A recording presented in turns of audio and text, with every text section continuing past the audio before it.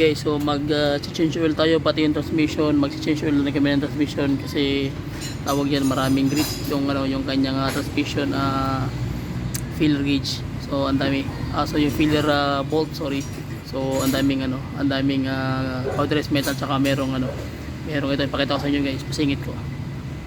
So yun yung unang-unang kailangan ma-address din natin kaya magpapalitan tayo ng transmission oil na C90. And then Delo Gold Ultra, apat na litro dahil mag-a-add tayo ng yung oil nga nandito sa kanya na pinili na. Okay? Then auto engine treatment yung ilalagay natin. Okay, so yun ang mga basic pointers guys. So magtatanggal na tayo ng oil filter. So yan guys, tanggalin na natin yan. Check natin yung oil filter sa ilalim.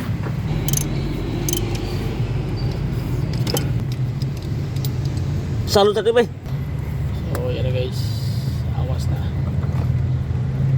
Okay. Yan yung oil fill, yung oil niya guys, medyo malabnaw. Sobrang labnaw ng oil na nilagay. Sobrang labnaw. Dapat medyo makapal to kasi tawag dyan, low power na yung tsaka hindi na setting yung loob ng makina. Dapat medyo makapal yung oil filter oil na nilagay guys. Yan.